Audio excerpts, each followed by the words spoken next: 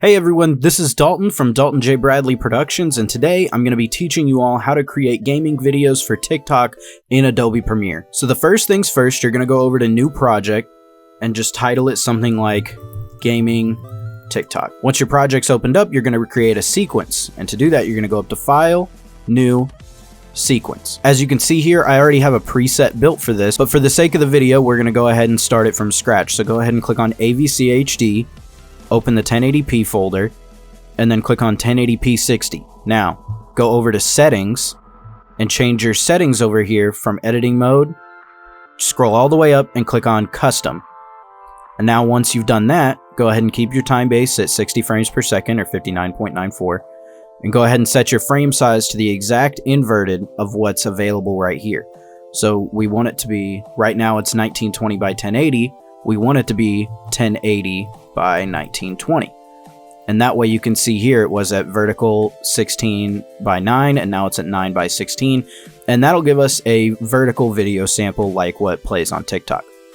So then you could go down here and you could save a preset. I already have a preset built like this, but you'll just go there and title it TikTok or, whatever you can remember it by. Now, once you've done that, you're going to just go down here and click OK, and your sequence will pop up over here in your project bin. Now, me personally, I like to move my project bin up here with the effects controls and essential graphics and whatnot. Personally, I just think it works better for me. So now what you're going to do is you're going to find your video. I'll go ahead and put this sniper clip that I hit yesterday in here. So you're just going to take it and you're going to drag it into your timeline. And make sure you click on Keep Existing Settings. If you click Change, it'll format it to the same square size or rectangular size that your video's in, but you want to keep it vertically.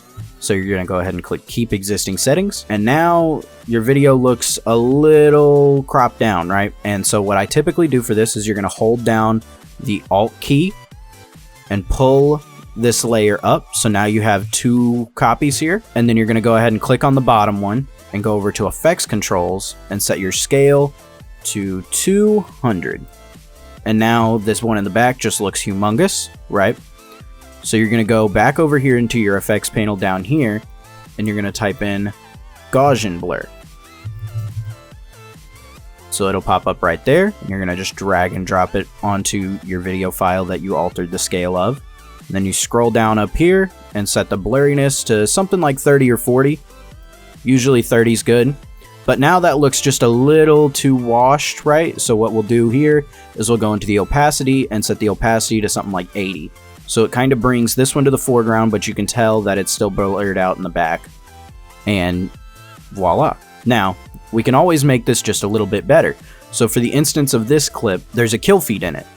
So what we're going to do here is we're going to hold Alt one more time, drag it up, and then select this one. Now you're going to go back over to the opacity tab over here and click on Create a 4-point polygon mask. And so now this mask is just going to pop up, right? So you're going to go back to your timeline and click on the video, then click on Position, and it'll bring up the entire video file. So you're going to drag this over. Now your mask is going to move. And what we want to do here is we want to drag that mask that we just made over the kill feed so we can see it. So what we're going to do here is we're going to zoom this in a little bit. I recommend just going to about 100%. And then you can find where kind of the bottom of the kill feed is, highlight over it, and make sure that it's pretty centered and looks good. So we found where the clip is going to start and where the kill feed's actually going to start, and we found a place to put the mask. So now that the mask has been placed, we're going to go back and click on Fit. And now that just looks a little out of place, doesn't it? So now we're going to go back over to this video, click on it, and click on Position.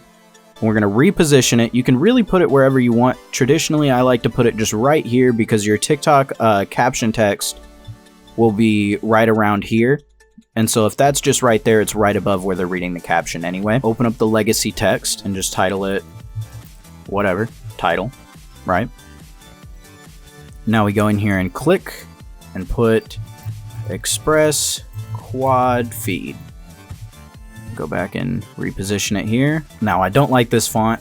I'm going to go ahead and set it to the Couture font. That's one of my favorite ones to use. And now it just looks like it's a little bit out of the safe margin. So what we're going to do is we're going to hold Shift and click that in to shrink it down on a consistent scale. And now it just barely sits inside those margins.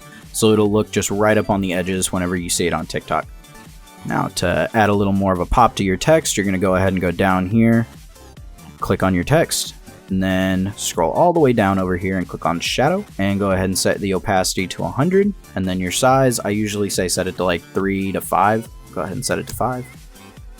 And now your text has a bit of a black outline to it. So then you're just going to drop that right on there.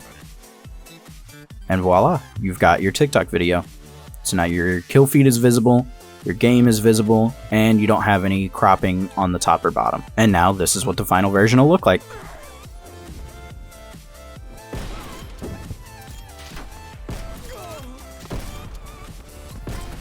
Hope you all have learned something and enjoyed. Go ahead and leave a like and subscribe for future tutorials, and I'll see you next time.